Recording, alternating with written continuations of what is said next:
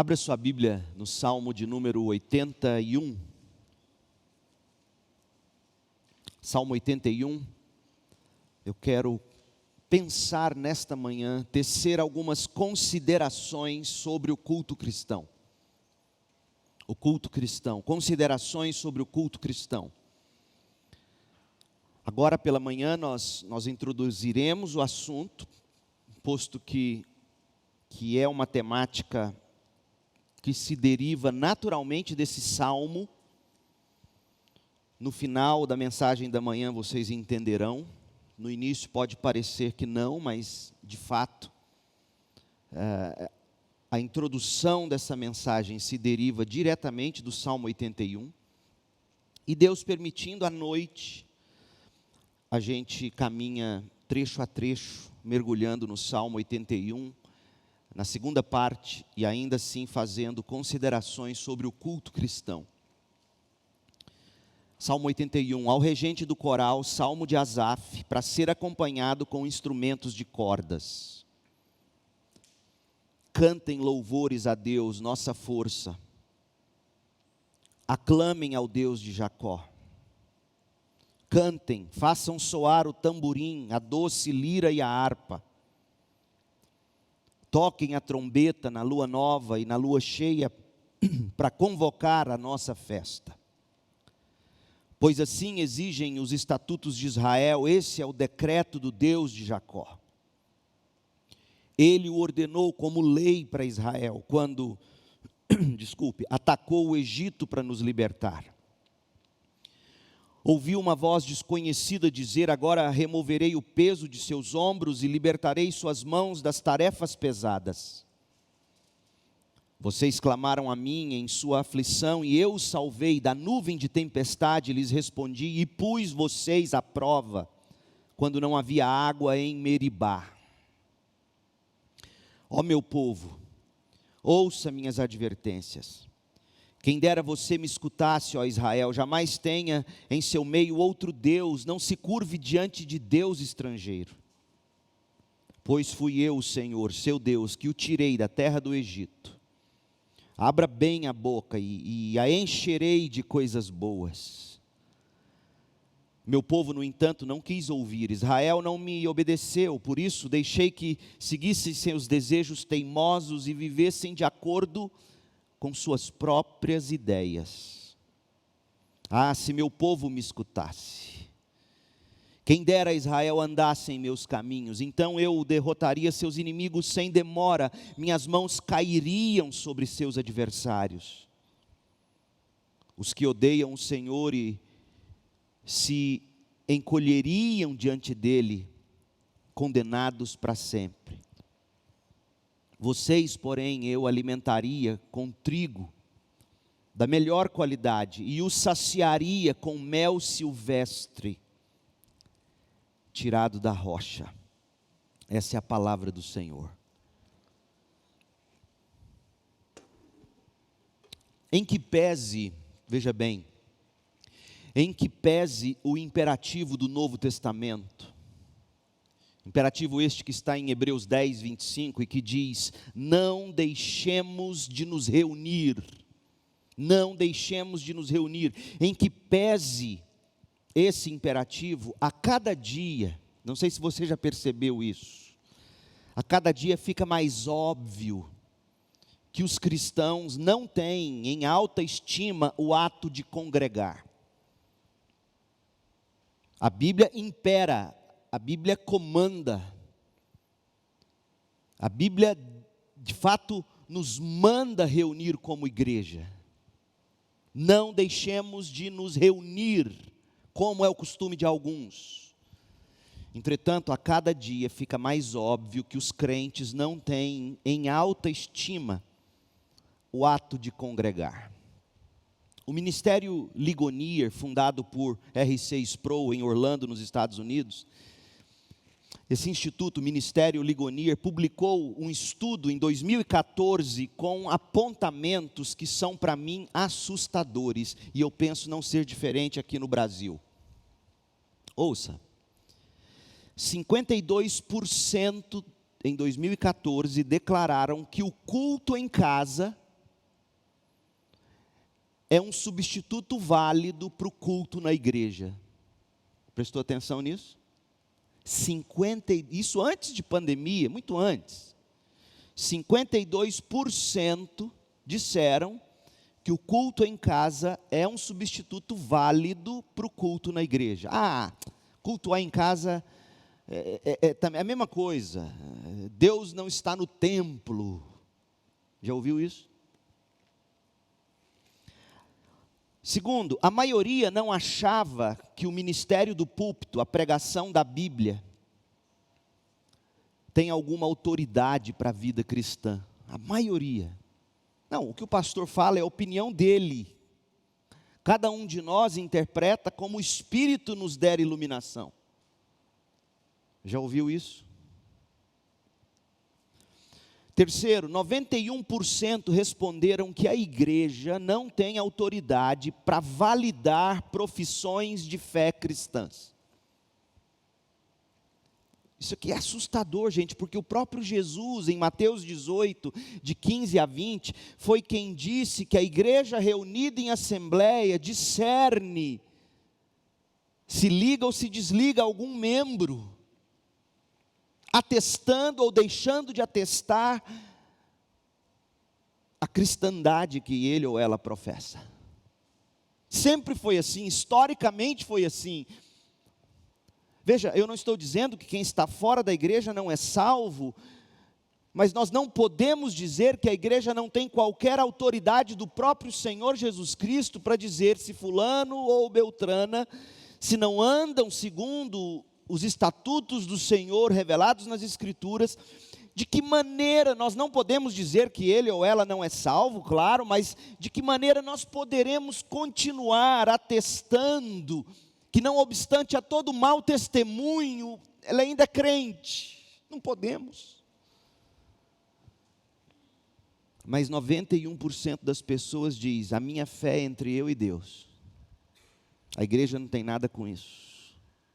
Isso em 2014.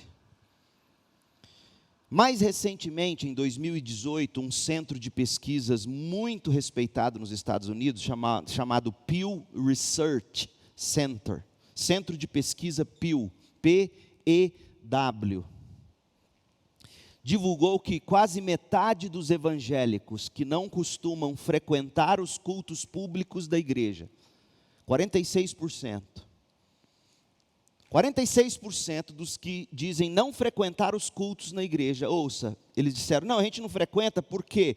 Porque a gente pratica a fé de outra maneira. É assustador. A segunda razão mais comum que os evangélicos dão para não frequentarem os cultos é que eles não encontraram uma igreja da qual eles gostem. 33%. Já ouviu gente dizer isso? Não, eu não encontrei a igreja que eu gosto.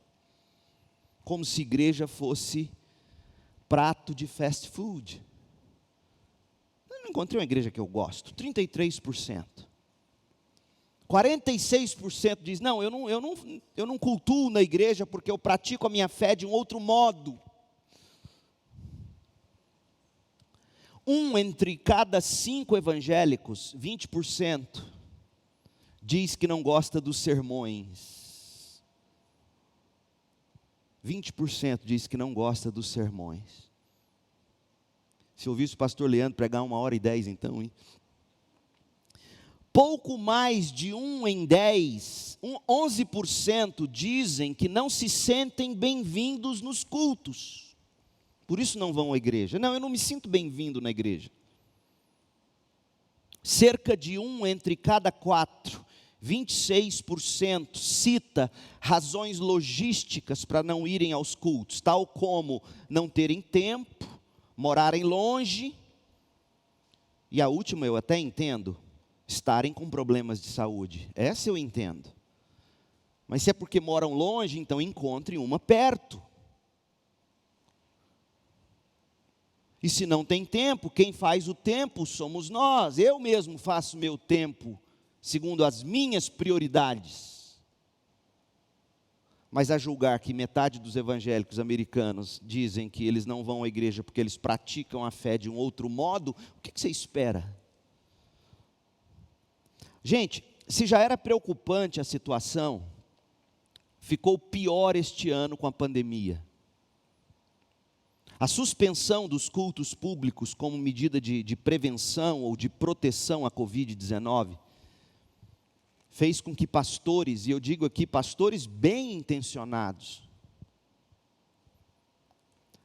bem intencionadamente eles passaram a apresentar uma justificativa, entre aspas, teológica, que eu julgo contribuiu ainda mais, mesmo que eles bem intencionadamente disseram, mas contribuiu ainda mais para o desprezo das reuniões da igreja.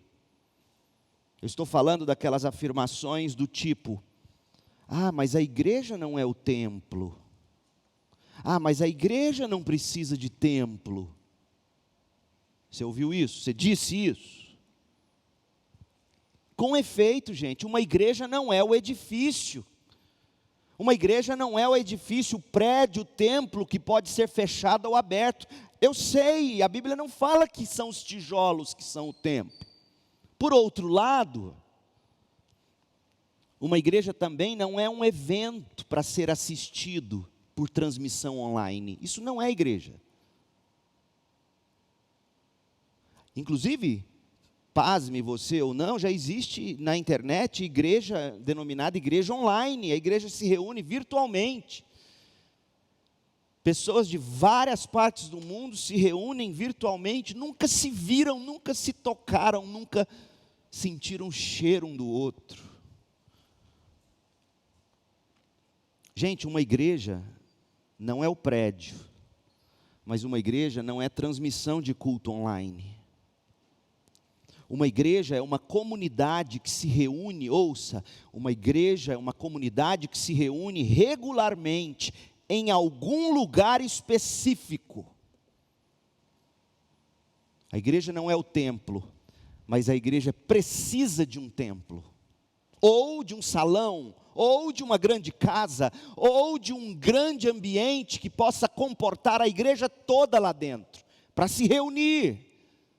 E não sou eu que estou inventando isso, a Bíblia diz, Paulo quando escreveu a Filemon, por exemplo, no versículo 2, Paulo escreveu, olha, eu escrevo também, além de escrever para você, Filemon, eu escrevo à igreja que se reúne, igreja reúne na sua casa, o templo era a casa de Filemon.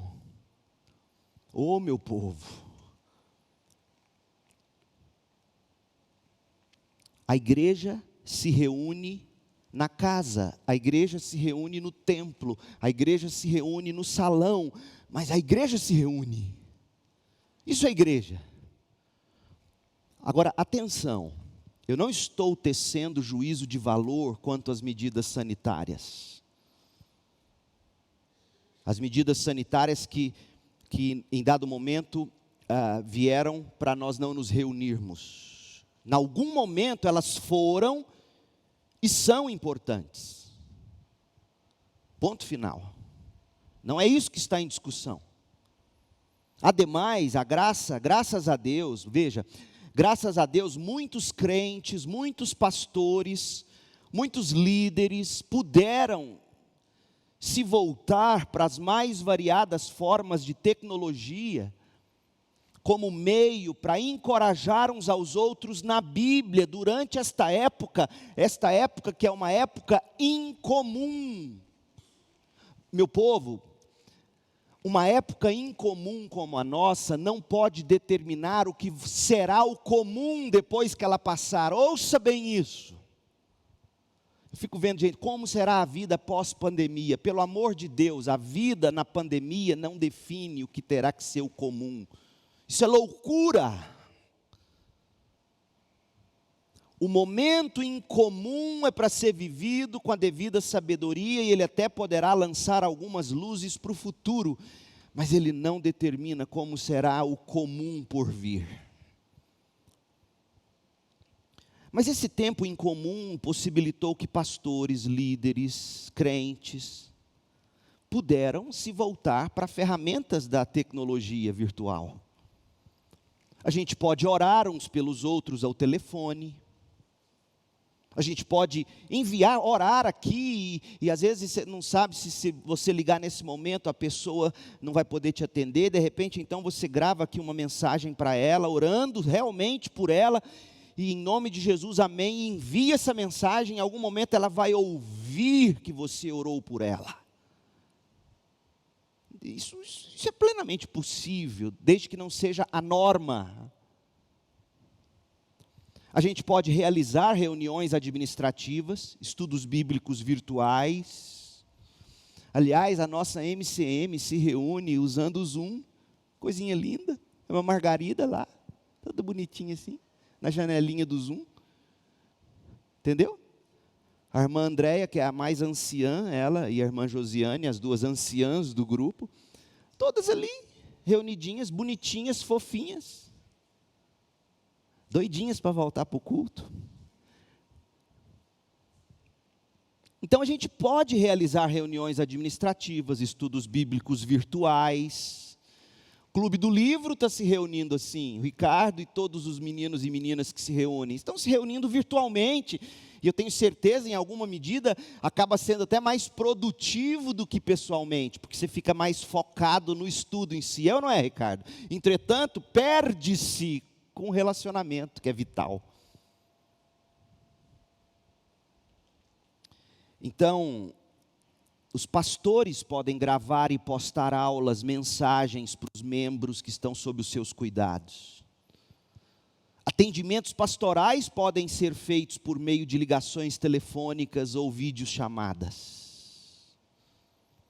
Então, eu sou grato, de fato, eu sou muito grato ao Senhor por podermos ministrar uns aos outros dessas maneiras, enquanto estamos dispersos por causa desse momento incomum, esse momento pandêmico. Graças a Deus. Outra coisa importante a se dizer. O meu objetivo não é fazer alguma contribuição ao debate sobre se igrejas devem transmitir cultos ao vivo. Eu não estou discutindo isso. Porque eu tenho a minha convicção bíblica, batista, histórica, que diz que culto é a reunião dos crentes, ponto. O máximo que fazemos é transmitir o culto que está acontecendo, mas o culto é aqui.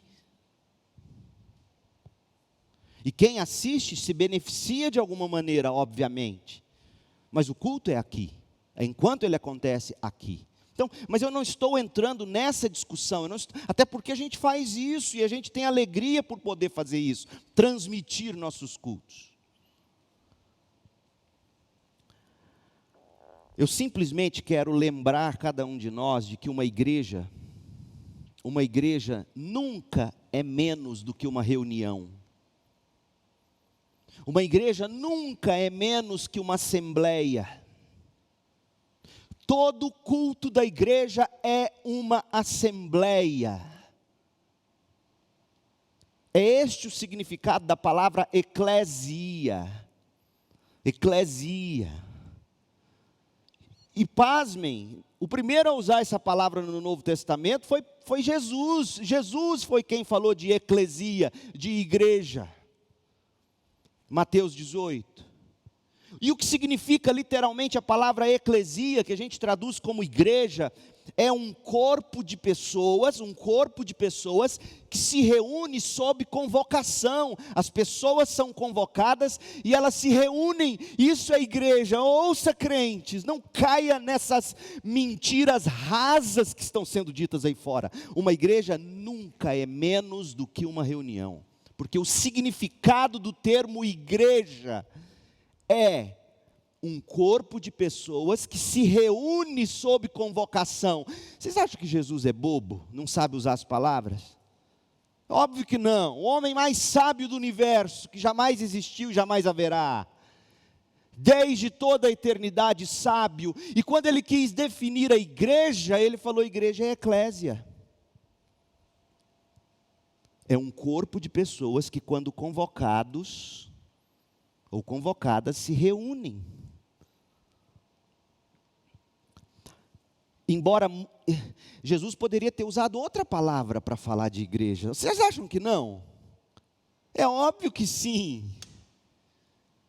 Então, uma igreja nunca é menos do que uma reunião. Embora muitas congregações não possam se reunir agora, e é compreensível o momento que estamos vivendo, reunir-se é a essência de uma igreja. Reunir-se, congregar na assembleia, é a essência da igreja. Congregar não é apenas uma coisa boa que os crentes ao longo dos séculos inventou, porque a gente fica com a impressão, aí a gente tem o discurso, não, Constantino, depois do 3º século, foi ele, aí inventou o templo, até então a igreja não reunia em templo. É verdade, ela não reunia em templo, mas ela reunia em grandes casas ou em casas. E sempre que ela se reunia, naquela reunião estava a igreja. Então, congregar não é apenas uma coisa boa de se fazer, uma opção para o culto particular, para o culto familiar. Congregar faz parte do que é uma igreja. Deixa eu tentar ilustrar. É claro que, veja, assim como marido e mulher ainda são casados, por exemplo, digamos, marido e mulher, o homem trabalha nas Forças Armadas, e ele então é destacado, e ele é enviado numa missão militar por 7 meses, estou usando 7 meses, porque é o tempo que nós estamos vivendo a pandemia, ele é enviado numa missão por 7 meses, marido e mulher continuam sendo marido e mulher, mesmo que separados, mas marido e mulher anseiam, contam os dias e as horas, para o dia da reunião dos dois. Não é verdade? Espero que seja, né, marido e mulher? Entendem? Ele pode ser destacado para uma guerra, para um serviço. Aliás, você não precisa ser militar, às vezes você trabalha em outra função. E você viaja, por mais que seja curto o período, nesse período vocês estão separados, um numa cidade, outro na outra. Vocês não deixam de ser marido e mulher, mas contam os dias e as horas para se reunir novamente. Assim é a igreja. A gente se reúne dominicalmente, pelo menos, e a gente se separa durante a semana, com a expectativa do reencontro no domingo. Isso é igreja, não deixe ninguém fazer você acreditar que é menos do que isso. E eu espero que essa pandemia esteja de alguma forma colocando no coração dos crentes essa santa expectativa de voltar a reunir na doce assembleia da igreja, na reunião dos santos, na reunião dos salvos. Eu espero que de todas as lições no que diz respeito a ser igreja, o que essa igreja, a nossa igreja, a CIB, aprenda. Não é como muitos estão dizendo aí, não, nós vamos aprender que igreja é muito mais, é viver lá fora. Eu sei, e a gente tem que aprender isso. Mas mais do que isso, eu quero que a gente aprenda o quão importante, vital é estarmos reunidos como igreja. Uma igreja é uma reunião, é uma congregação reunida em assembleia. Sim, meu povo, cada um de nós crentes é o templo do Espírito Santo. Você já deve estar pensando nisso, mas eu que sou o templo do Espírito Santo. É verdade, eu também, todo crente é. Mas o contexto em que Paulo fala do crente ser o templo, não é o contexto para você pegar essa expressão e dizer, eu não preciso de reunir no templo da igreja, já que eu sou o templo do Espírito. Não é isso. 1 Coríntios 3, 16 e 17 é um dos lugares onde Paulo diz que eu e você somos o santuário, o templo do Espírito. E ele não diz isso para dizer, você não precisa reunir no templo no domingo. Ele diz isso para dizer, seu corpo é santo. Não se prostitua. Não cometa fornicação, não cometa perversão sexual. Cuide do seu corpo. Seu corpo é santo, o Espírito Santo de Deus habita no seu corpo. E tem crente dizendo, não, o templo somos nós. Eu sei. Mas Paulo não diz isso, eu repito, para dizer que você não precisa reunir no templo. Ele diz isso para você criar vergonha na cara e tratar melhor seu corpo, já que você diz ser crente. As coisas que você come, as coisas que você fala, as coisas que você bebe, a vida que você leva, você faz tudo isso no corpo. Você não é um Gasparzinho, um camarada desencarnado. Você tem corpo, e nesse corpo, de alguma maneira misteriosa, assim como a minha alma e a sua, habita em nós também o Espírito de Deus. Você tem noção disso? Mas isso não é para dizer que você não precisa do templo para se reunir, já que você é o templo. Deixe-me ler alguns textos com você. Abra em Efésios 2, 21. Eu vou ler na Nova Almeida atualizada. Efésios 2, 21. 21 e 22. Efésios 2, 21. Nele, Cristo, em Cristo, todo o edifício, a igreja, bem ajustado, cresce para ser um santuário dedicado ao Senhor. Quem é o santuário aqui? É a igreja. É a mesma expressão que Paulo usou lá em Coríntios 3, para falar que a gente é o santuário, o templo do Espírito. Mas lá ele usou para dizer, trata bem esse corpo, de forma santa. Mas de fato, o santuário são os crentes reunidos. Então, em Cristo, todo o edifício bem ajustado cresce para ser um santuário dedicado ao Senhor. Cresce em todos os sentidos. Cresce espiritualmente, cresce numericamente. Em Cristo também vocês estão sendo edificados. Agora ouça, edificados junto com os outros. A espiritualidade cristã, ela nunca foi intencionada pelo Senhor para ser algo vivido por um solitário, que escolhe podcasts que vai ouvir, sermões que vai assistir na internet, e ele vive a vida dele do jeito que ele quer. E nós estamos vivendo uma época tão perigosa, gente, onde assim, durante a semana você assiste pelo menos 2, 3, 4 pastores diferentes, aí você fica comparando, não, pastor Leandro prega 1 hora, Hernandes Dias Lopes, não sei, meia hora. Isso você acha que é, né? Nos programas de televisão ele faz, mas quando ele prega mesmo em igreja, quanto tempo o Hernandes prega? 55 minutos. Aí você fica comparando, não, fulano fala melhor, não, fulano é mais bonito, não, fulano é mais apresentável. Livre-se disso.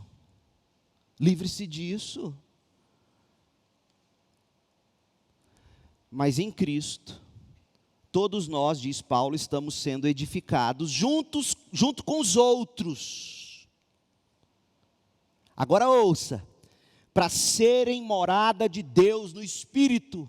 O Espírito habita em você? Sim, seu corpo e o meu são templo do Espírito, no sentido de que recebe o Espírito de Deus? Sim, mas igreja, a morada de Deus no Espírito, é a reunião de nossas vidas, nossos corpos. Isso aqui é igreja. Todas as cartas do Novo Testamento presumem que os cristãos são membros de igrejas locais. Todas. Eu desafio você a ler qualquer livro, carta do Novo Testamento, e dizer para mim que não há nenhuma indicação, às vezes clara, às vezes nem tanto, mas declarações atrás de declarações dizendo, de alguma maneira, que os crentes são membros da igreja. Paulo escrevendo aos cristãos que se reúnem na igreja em Corinto. Paulo não escreve para indivíduos, eu vou escrever para o irmão Júlio, para ele cuidar da espiritualidade dele. Não, ele escreve para a igreja que o irmão Júlio é membro. Sim, Paulo escreveu para Filemon.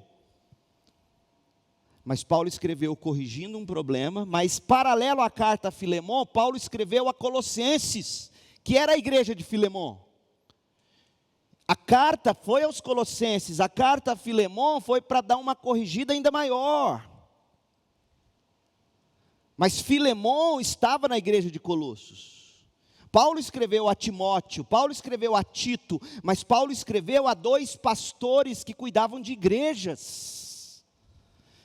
Portanto, o que Paulo escreve aos dois é no sentido de ensiná-los como eles devem conduzir o pastorado ou a formação de pastores nas igrejas. A espiritualidade cristã, ela não é divorciada de uma igreja local. Não existe isso, meu povo. Nós estamos vivendo uma época onde é chique você ser crente sem ter igreja. Isso não é neotestamentário. Veja, não estou dizendo que não existam salvos desigrejados. O que eu estou dizendo é que essa não é a norma. Existem peixes vivendo em aquários, mas peixes foram criados para viver em mares, oceanos e rios. Está claro isso? Existem crentes fora da igreja, mas crentes foram criados para viver na igreja. As cartas nos ordenam a nos submetermos aos presbíteros, aos pastores. Elas nos orientam a nos reunir para decidirmos sobre assuntos de membresia em assembleia. Todos os imperativos do fruto do Espírito, lá em Gálatas 5, só são possíveis se você estiver vivendo em comunidade, em igreja. Ou seja, tudo que Paulo ensina nas epístolas é impossível de ser vivido em grande medida se você não é membro de uma igreja. O que se requer dos membros de uma igreja local é que eles se reúnam com regularidade em culto. Olha outro texto, 1 Coríntios 11:18. 11:18. Paulo falando da ceia. Paulo diz assim: quando vocês se reúnem, a minha versão diz como igreja, mas a melhor versão é a que diz assim: quando vocês se reúnem na igreja. Quantas versões dizem na igreja? Levanta a mão. Quantas dizem como igreja? Mas se você pegar o grego aqui, tem uma expressãozinha entre a palavra eclesia, antes da palavra eclesia, E-N, o E e o N do grego. Essa expressão significa dentro, na. Eu quero ver como é que alguém que diz que é possível você viver sem estar na igreja, lidar com isso aqui. A reunião é na igreja. O que significa isso? O templo? Não é a parede, esqueça isso aqui. É um momento solene quando os crentes estão juntos. E louvado seja Deus que nós temos estruturas para a gente se reunir confortavelmente. Imagina você se reunindo agora, debaixo de uma lona. Você não viria, né? Pois em muitos lugares do mundo, nesse momento, eles estão debaixo de um sol, em palhoças, debaixo de lonas. E lá é o templo. Porque lá na igreja deles estão os crentes. Crente, glorifique a Deus por esse ar-condicionado. Glorifique a Deus pelo conforto que a gente tem como igreja. Mas a Bíblia diz que quando nós nos reunimos na igreja, então não é errado você dizer... Eu já vi pastor dizer que é errado você falar assim: não, você não pode dizer que você vai à igreja, você é a igreja. Não, está errado, é ele que está errado, porque Paulo está dizendo que quando a gente reúne para tomar a ceia, é na igreja. Então não é errado você dizer: eu vou à igreja, quando você estiver vindo para o culto. Para o culto, veja, se você estiver vindo aqui durante a semana, para ter uma reunião comigo, ou para participar de alguma coisa, você não precisa dizer: eu vou à igreja. Porque a igreja não vai estar reunida. Você pode dizer: eu vou ao prédio da igreja, está certo. Mas no domingo, quando você vem para o culto, ou na quarta-feira, quando você vem para o culto, não é errado, aliás, é bíblico você dizer: eu estou indo à igreja. O significado pleno de igreja é a reunião dos crentes no culto. Os membros da igreja reunidos para cultuar ao Deus Trino. É tanto assim, gente, que Paulo, instruindo a igreja que se reunia em Corinto, Paulo escreveu, 1 Coríntios 14, abra lá. Paulo escreveu que é na reunião dos crentes que está a igreja. Onde está a igreja? Na reunião dos crentes. Deixa eu tentar te ilustrar. Então, digamos, o Ed e a Andréia são casados, certo? Certo. Moram debaixo do mesmo teto, glória a Deus, é assim que tem que ser. Dormem na mesma cama? É assim, tá certo. Tem casal que separa, porque um ronca mais que o outro. Alguém assim? Deixa eu te dar uma dica, existe tampão de ouvido. Marido e mulher dormem na mesma cama. Aí você põe o tampão. Lá em casa eu durmo com tampão, a Cris ronca e é muito. Ela também dorme com tampão, ela diz que eu ronco, eu não sei, nunca ouvi. Mas a gente dorme junto, é marido e mulher. Aí, digamos que Ed resolve que a Andréia vai continuar morando ali perto, como é que chama o bairro? No Jardim Planalto, a Andréia vai morar lá e ele vai morar lá em frente ao Parque Flamboyant. Que ele resolveu que lá é mais perto, ele vai fazer as caminhadas dele. Mas estão casados. Como é que você mede o casamento? Não, eles moram separados. Como é que você pode dizer que alguém está na igreja se ela não vem à igreja? É isso que eu quero que você entenda. Não tem como. É a mesma coisa que você pegar um casal e falar, eles moram separados, de vez em quando se encontram, quando dá na cabeça o Ed vai lá na casa dele, dorme com a Andréia, desculpa, não quero ser vulgar, mas essa é a ideia. Marido e mulher vivem juntos, igreja vive na igreja, na reunião solene dos santos, na assembleia. Olha o que Paulo diz, 1 Coríntios 14, 19, esqueça o dom de línguas, tá? Porque a gente lê esse texto aqui, só pensa nas línguas e não vê o que Paulo está falando sobre o que é igreja. 1 Coríntios 14, 19. Contudo, na igreja, en ecclesia, na igreja, prefiro falar 5 palavras com meu entendimento. Paulo não estava sozinho, porque olha o que ele diz, para instruir os outros. Então, na igreja, é na reunião, é no culto. Verso 23. Assim, se toda a igreja se reunir no mesmo lugar, igreja se reúne, toda ela no mesmo lugar. É por isso que eu não sou adepto a uma igreja ter 2 cultos iguais. Cadê a base bíblica, pastor? Está aqui. A igreja se reúne toda no mesmo lugar. O culto da manhã, igreja toda, ou pelo menos os que puderam vir. E o outro culto, à noite, a igreja toda. Eu não sou convencido pelas escrituras que nós temos que sair reproduzindo cultos para caber todo mundo. Ou a gente constrói o tamanho grande bastante para ter os membros, ou a gente vai se limitar ao espaço que nós nos cabemos. É simples assim. Ah, pastor, mas a igreja está crescendo, aleluia.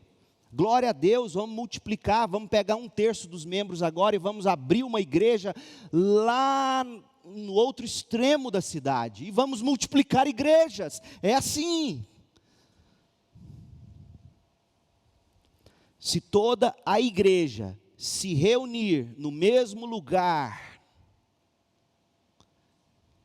e todos se puserem a falar em línguas e tal, aí não nos interessa o que vem a seguir neste momento. Mas está vendo? A reunião na igreja, verso 19, verso 23, a igreja se reunir no mesmo lugar, e Paulo está tratando do culto. Verso 28, mas não havendo quem interprete as línguas, fique calado na igreja. Gozado, Paulo poderia ter dito, fique calado no culto. Não estaria errado, certo?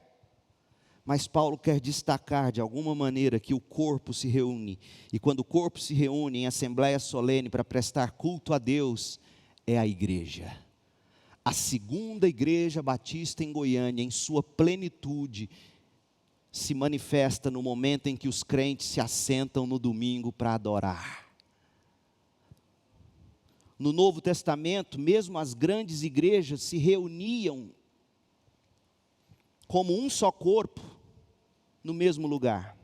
Por exemplo, Quantos crentes havia na igreja de Atos, mais ou menos? Vamos fazer as contas? No dia de Pentecoste, quantas conversões? Atos 2:41, 3.000. Depois em Atos 4:4 diz que só de homens houve um acréscimo de 5.000. Estamos falando aí de 8, 10 mil pessoas, ou mais. Onde é que esse povo se reunia para cultuar? Já parou para pensar? Onde? Atos 5:12.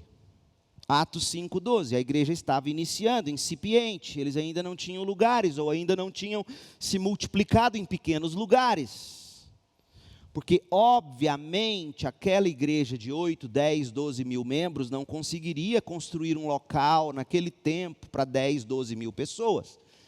Então eu creio plenamente que chegou um momento em que a igreja se multiplicou e várias igrejas se espalharam por Jerusalém. E ali nascem os primeiros batistas, amém? É assim. Mas antes disso, olha o que Atos 5:12 diz, que todos esses crentes, milhares, todos se reuniam regularmente no templo, na parte conhecida como Pórtico de Salomão. Pastor, mas será que cabia isso tanto? Deixa eu te dar um exemplo para você entender. Nossa capacidade aqui é 376, 396 pessoas com cadeiras no corredor. Nós temos no papel 413 membros, 480 membros. Hã? 486, a Laísa me informou. Mas a gente não reúne os 486. Mas a gente se reúne de forma representativa o bastante para dizer, é a segunda igreja batista reunida. Toda ela. É o que estava acontecendo em Atos 5:12. Toda a igreja, pelo menos em grande expressão, se reuniam regularmente, no mesmo lugar. A igreja do Senhor Jesus Cristo no Novo Testamento é uma congregação de crentes autônomos, é uma congregação local autônoma, de crentes batizados, associados por pacto, comunhão no Evangelho, que observa as ordenanças, que pratica a disciplina, e que se mobiliza para fazer discípulos de todas as nações. Isso é uma igreja segundo os batistas. Eu acabei de resumir para você o que diz o artigo de número 6 da Declaração de Fé dos Batistas do Sul dos Estados Unidos.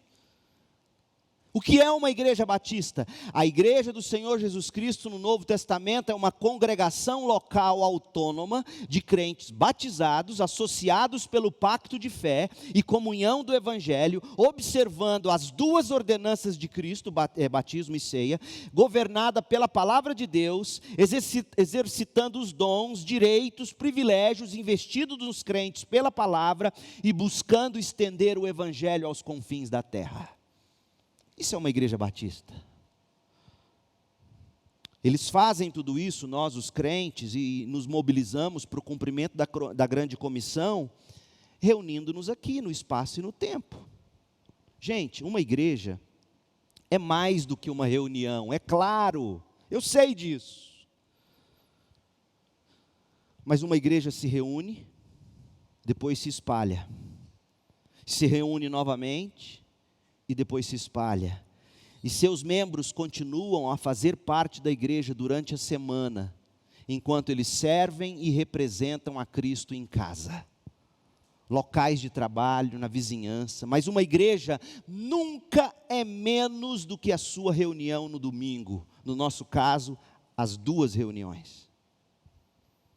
Por exemplo, outro exemplo, Supremo Tribunal Federal, esqueça as picuinhas.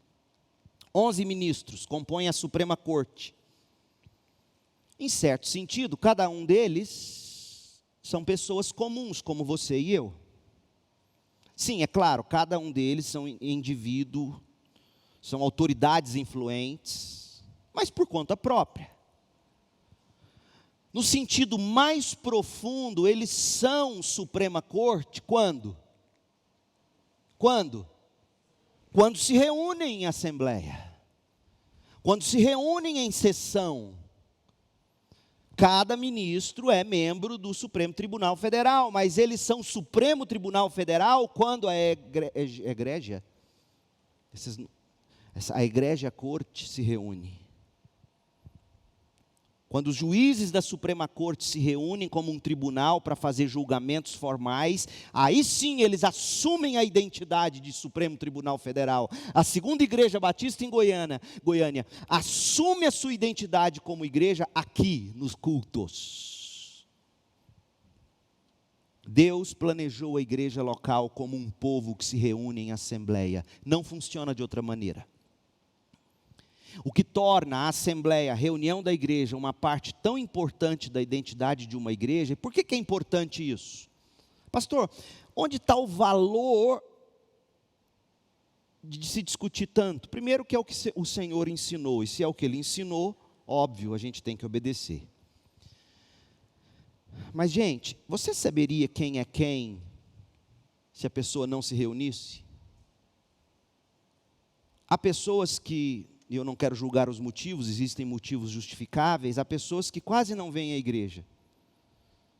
E durante um tempo você perde até o contato. Aí quando você vê, você até fica com aquela sensação, nossa, mas você é membro da igreja? Você ainda é membro da igreja? A gente não tem ou não tem essa experiência? Por quê? Porque é quando a igreja se reúne que a gente vê quem é quem. E aqueles de quem nós sentimos falta entre nós vamos atrás, procuramos. Por quê? Porque o lugar deles é aqui, na igreja, como diz Paulo. Então uma igreja, ela precisa se reunir para se tornar visível para ela mesma. E uma igreja precisa se reunir para tornar visível para o mundo. Querendo você ou não, mas é tão bonito no nosso caso, quando eu falo que eu sou pastor desta igreja e que as pessoas se lembram desse nosso templo e falam com tanto respeito, nossa, aquela igreja, igreja antiga, uma igreja séria, é tão bonito isso. Por quê? Porque eles nos identificam nessa reunião.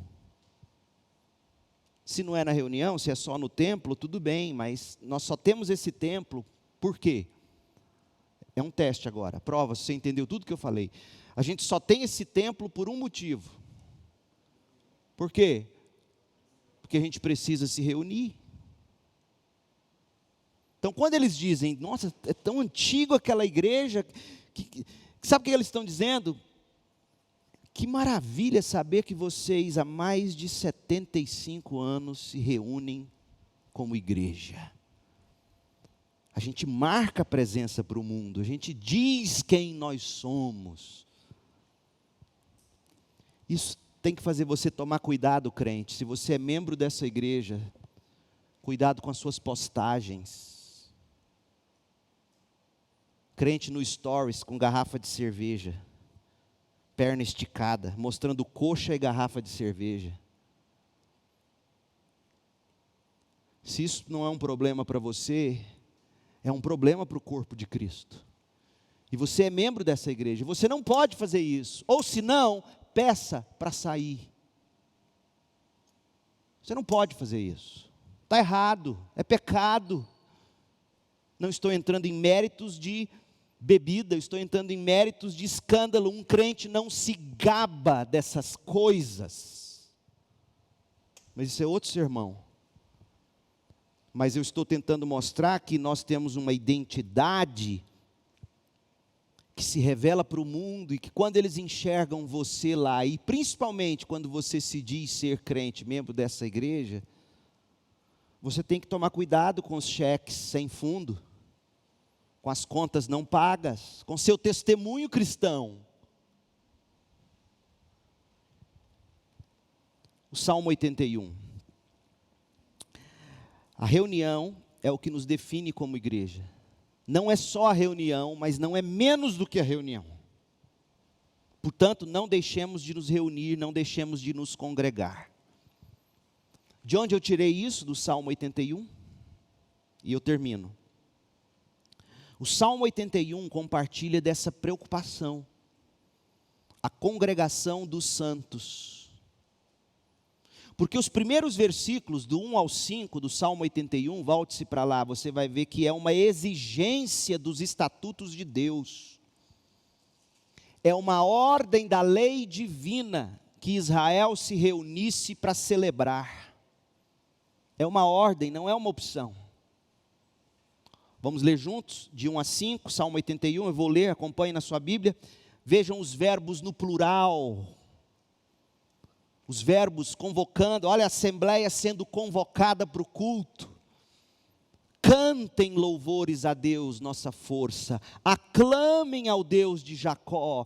Cantem, façam soar o tamborim, a doce lira, a harpa.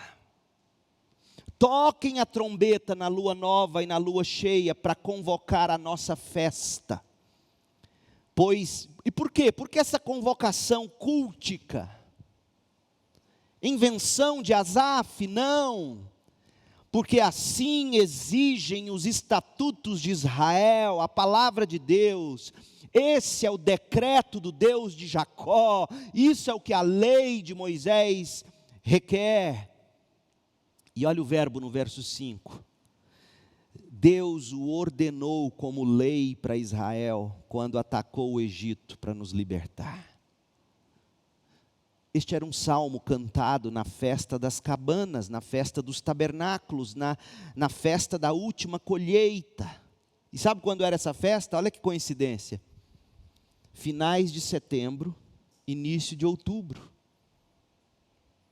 É um salmo de louvor, é um salmo de adoração ao Deus que libertou o povo do Egito. E o povo era chamado na época da colheita, na época da bonança, a festejar com a perpétua lembrança a libertação do Egito que Deus proporcionou a eles. Outra coisa, aquela era uma época que marcava o fim do ano velho e o início do ano novo. Esse salmo, não haveria um salmo mais apropriado do que um salmo de ano novo. É esse o salmo de ano novo de Israel. E nesse salmo, tão claramente, um salmo de adoração, onde, como nós já vimos, o povo de Deus está reunido na época da colheita para lembrar da provisão de Deus, para lembrar de como Deus libertou eles do Egito, como Deus colocou eles na terra e agora eles colhiam na terra que Deus lhes deu. A convocação cultica é um imperativo divino. Crentes se reúnem para adorar porque o Senhor os convoca. E aí hoje à noite, tarefa de casa para terminar. Eu quero que você reflita hoje à tarde, lendo e meditando sobre esse salmo. Vamos lá, crente? Vamos assistir futebol hoje?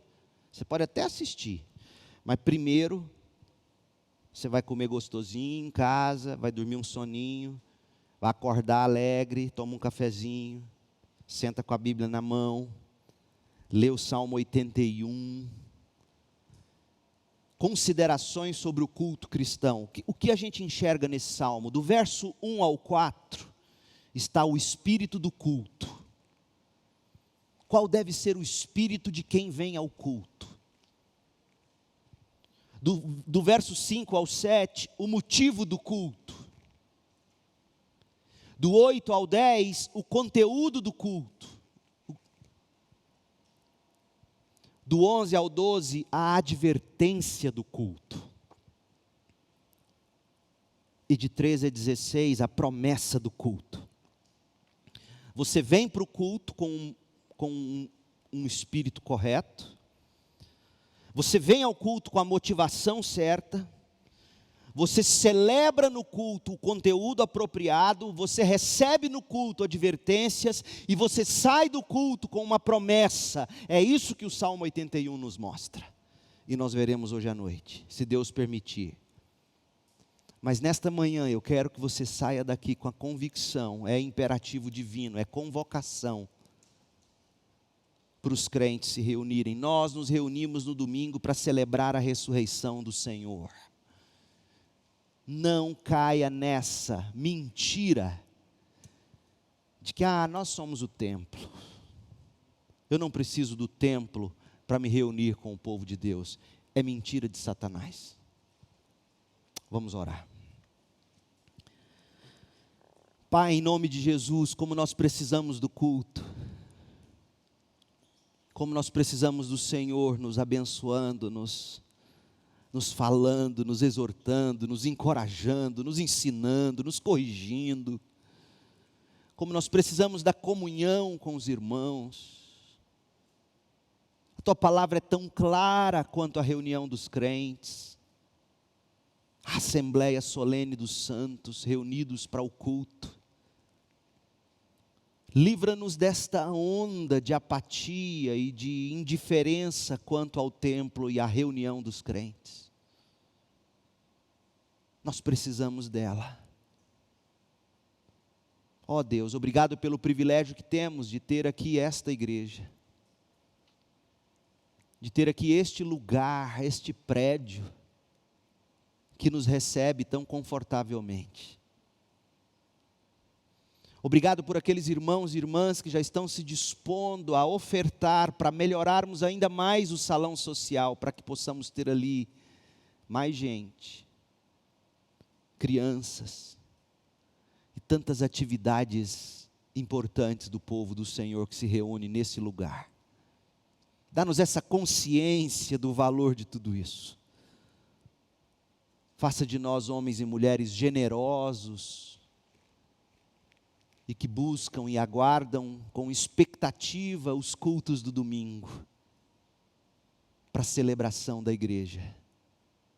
E livra-nos de manchar o nome de Cristo, o nome da igreja, quando nós saímos daqui e encaramos a lida diária da vida.